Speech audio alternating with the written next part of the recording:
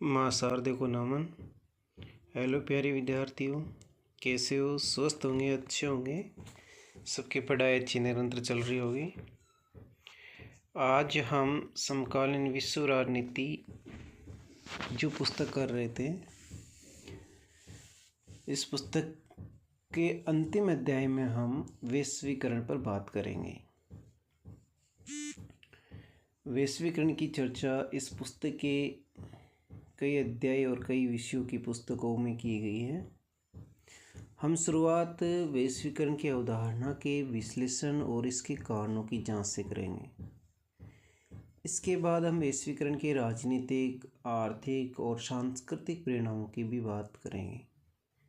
हमारी दिलचस्पी ये समझने में भी रहेगी कि वैश्वीकरण का भारत पर क्या प्रभाव पड़ा है और भारत वैश्वीकरण को कैसे प्रभावित कर रहा है। आखिर में हम वैश्वीकरण को लेकर होने वाले प्रतिरोध पर भी नज़र डालेंगे और जानेंगे कि कैसे भारत के सामाजिक आंदोलन इस प्रतिरोध का हिस्सा है। ठीक है बच्चों, ये थोड़ा सा परिचय है आपका वैश्वीकरण का। अब देखते हैं हम अध्याय 7 को। वैश्वीकरण के अंतर्गत इसके अर्थ, जैसे कि सामान्य अर्थ तो आप लोगों को पता ही है कि वैश्वीकरण का शाब्दिक अर्थ अगर पूछा जाए, एक लाइन में अगर लिखें हम, तो एक लाइन में लिखेंगे, किसी एक देश की अर्थव्यवस्था का विश्व की अर्थव्यवस्था के साथ जुड़ाव को ही वैश्वीकरण कहा जाता है।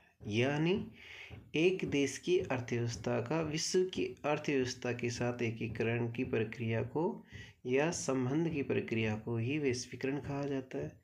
या सीधे सीधे तौर पर समझना चाहो तो सीधे से तौर पर ये भी कह सकते हो, लिख सकते हो, विश्व की अर्थव्यवस्था का एक होना ही क्या कहलाता है? वैश्वीकरण कहलाता है। ये होगी एक सामान्य सा शाब्दिक अर्थ। अब देखते हैं हम वैश्वीकरण की अवधारणा। इस पाठ को हम 2 वीडियो में कवर कर लेंगे, बड़ा पाठ नहीं है, छोटा ही पाठ है। इसमें तथ्यात्मक चीज़ें कम है, अवधारणात्मक समझ वाले प्रश्न ज़्यादा रहेंगे, तो इसलिए मैंने ज़्यादा से ज़्यादा यहाँ आपको विस्तृत व्याख्या के रूप में समझाने के साथ साथ यहाँ लिखा गया, ताकि बच्चों के सिर्फ बोलने से नहीं बल्कि लिखी हुई चीज़ें ज़्यादा अच्छे से समझ में आएगी, ताकि वो नोट्स भी बनाएंगे तो आसानी से बना पाएंगे। तो मैंने कोशिश की है यहाँ पर कि हर अवधारणात्मक चीज़ों को विस्तृत व्याख्या करके लिखने की, बताने की।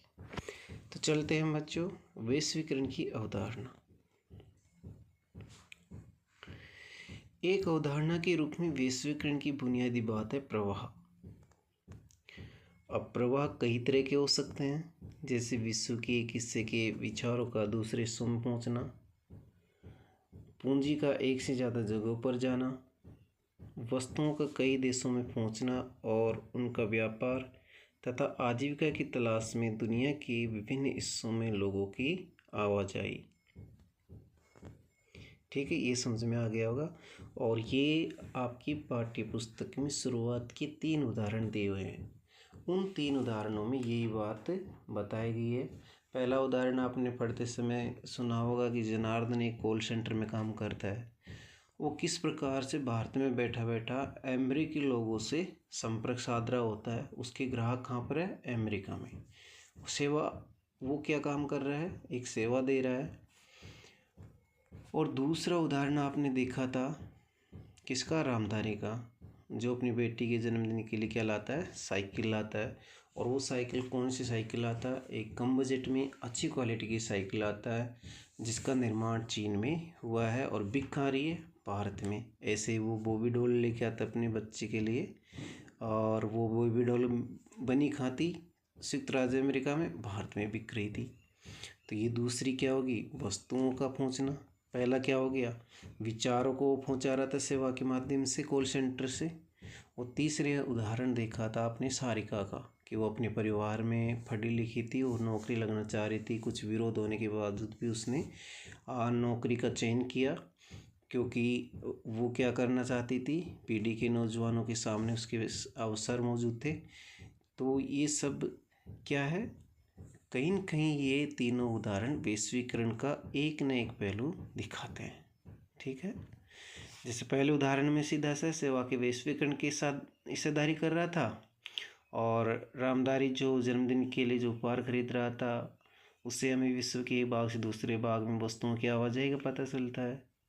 और सारिका के सामने जीवन मूल्यों की बीच दुविधा की स्थिति थी, तो उसी स्थिति में भी उसने अवसरों के कारण अक्सर ऐसा हुआ, क्योंकि पहले से कोई महिला ना नौकरी लगी थी, ना कहीं बाहर गई थी कोई, तो वो आज की एक सच्चाई थी और व्यापक स्वीकृति मिली हुई थी, इसलिए उसने अपने मन की बात सुनी और चयन में प्राथमिकता दी नौकरी को।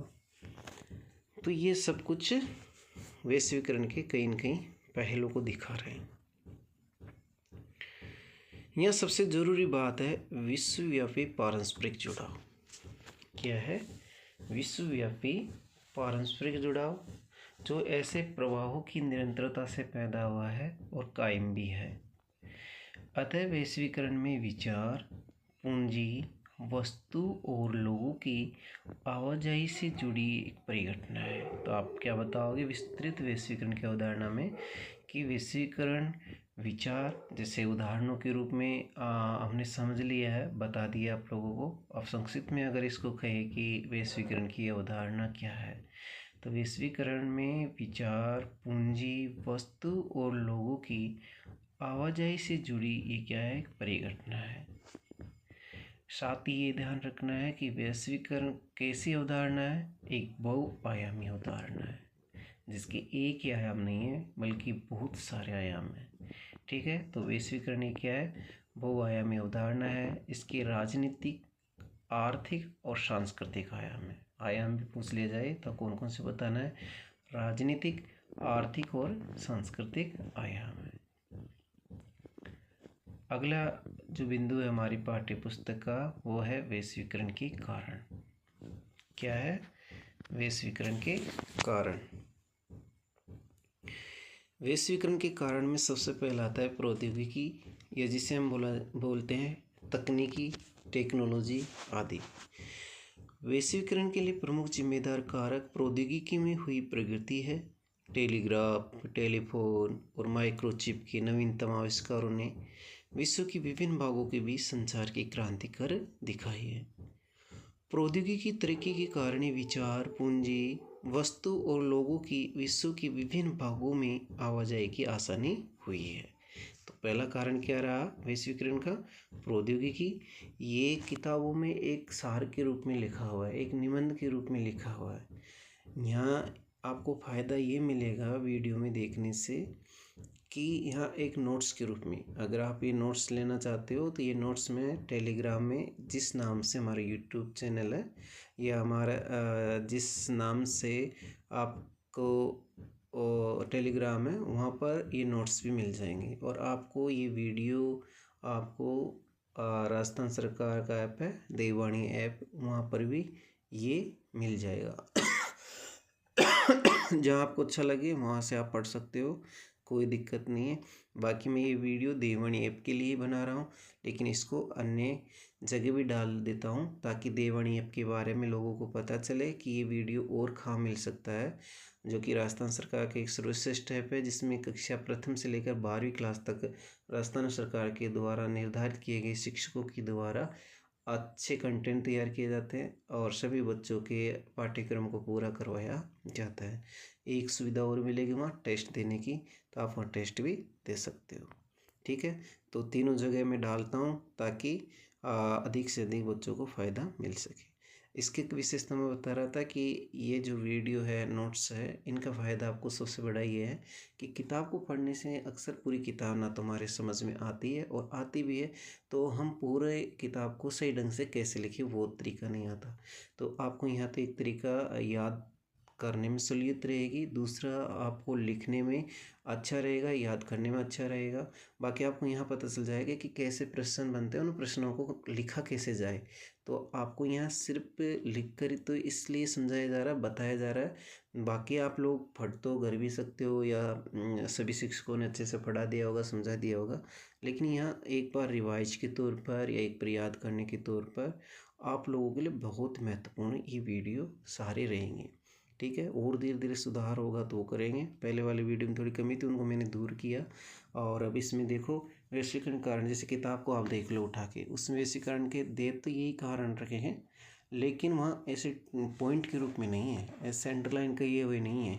तो हम एक लंबी चीज़ों को याद सही तरीके से क्रमबद्ध नहीं रख सकते। अब जैसे प्रौद्योगिकी याद होगी, अब आगे क्रमबद्ध से याद रखने की जरूरत नहीं, इसके बारे में थोड़ा बहुत आप जानते हो, ये जानकारी है, याद है, तो उन सबको आप लिखने से काम आपका सही हो जाएगा। ठीक है, तो ये चीज़ें इसमें आपको बेनिफिट है, फ़ायदा है। तो आप अधिक से अधिक इसको बताएं बच्चों को, और अच्छे से बच्चों तुम भी इनको नोट्स के रूप में किताब में उतार लो, ताकि परीक्षा में अच्छे नंबर ला सको। चलते हैं, अब वीडियो में ज़्यादा टाइम नहीं लेंगे आपका। वैसे मैं बहुत कम समय ख़राब करता हूँ, वीडियो के अंतर्गत सिर्फ पढ़ाने का रखता है, लेकिन कुछ चीज़ें होती है बताने की, समझाने की, तो वहाँ बता देता हूँ, समझा देता हूँ।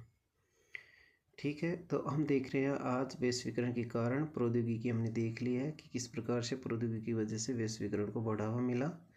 अब दूसरा है लोगों की सोच में विश्वव्यापी पारस्परिक जुड़ाव का बढ़ना, इस कारण से वैश्वीकरण का बढ़ावा मिला। वैश्वीकरण की प्रक्रिया तेजी से हुई कि विश्व के विभिन्न भागों के लोग अब समझ रहे हैं कि वे आपस में जुड़े हुए हैं।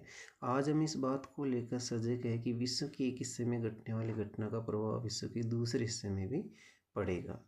ठीक है, तो ये सारी चीज़ें थी आपके वैश्वीकरण की अवधारणा, समझ और अर्थ को देखते हुए हमने देखा इसके कारण।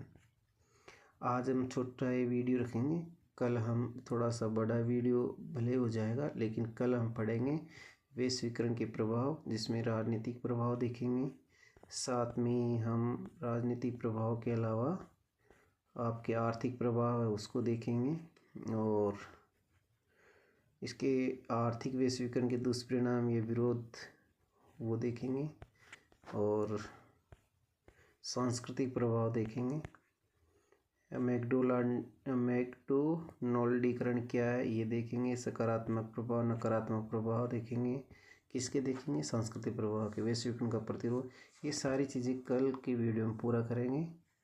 आज का वीडियो इतना ही। वर्ल्ड सोशल फोरम ये कॉम्पिटिशन एग्ज़ाम के लिए और आप लोगों के बोर्ड के एग्ज़ाम के लिए बहुत इंपॉर्टेंट है, इसको मैंने पूरा लाया हूँ यहाँ, बिल्कुल कुछ नहीं छोड़ा।